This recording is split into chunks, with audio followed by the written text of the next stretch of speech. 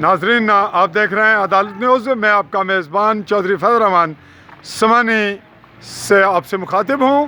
ہمارے پاس موجود ہیں بلدیاتی الیکشن کے حوالے سے ایک تنظیم ہے، وہی اس کی وضاحت کریں گے.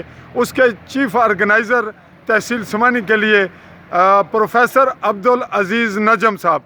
جی، آپ آج یہاں موجود ہیں سمانی میں، تو اس جو نئی آپ پہ ذمہ داری عائد ہوئی اور آپ کو یہ رسپانسبلٹی دی گئی، اس کے متعلق آپ کیا کہیں گے بہت کم لفظوں میں؟ بسم اللہ الرحمن الرحیم.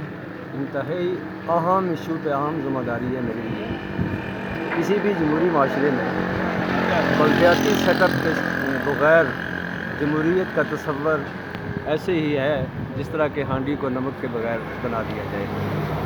ایسی جمہوریت کی بے ذائقہ، بے فیض اور بے ربط ہی ہوتی ہے. اس سلسلے میں دوستوں نے میری ذمہ داری لگوائی اور ہم صبح سے نکلے ہوئے ہیں دوستوں کے ہمراہ. دیگر کاموں کے ساتھ ساتھ اس کو بھی ہم نے جاری رکھا ہوا ہے، اور انشاءاللہ العزیز دیکھنے میں یہ آ رہا ہے کہ لوگ اس پہ پوری طرح متفق ہیں کہ جب تک ریاست کے اندر بلدیاتی انتخابات نہیں کروائے جاتے تب تک پارلیمانی نظام کا یہ جو صورت ہے، یہ جو اسٹرکچر ہے، یہ اپنی تکمیل کو نہیں پہنچتا. اور اس کے لیے ہر قسم کی تحریک کے لیے وہ لوگ میرے ساتھ کھڑے ہونے کا عزم رکھتے ہیں. یہ میرے احباب کچھ ساتھ ہیں، آپ ان سے کمنٹ لے بھی سکتے ہیں. جی، طارق صاحب ہیں جی، ہمارے یہ سوشل ورکر ہیں، یہ کچھ کہیں گے؟ جو ذمہ داریاں عزیز صاحب کو سونپی گئی ہیں انشاءاللہ وہ اچھے اصل طریقے سے نبھائیں گے، اور ہم بھی ان کا بھرپور ساتھ دیں گے. بات یہ ہے کہ جو بھی آزاد کشمیر کے اندر گورنمنٹ آتی ہے اس کا پہلا کارڈ یہی ہوتا ہے کہ ہم 6 ماہ کے اندر بلدیاتی انتخابات کرائیں گے.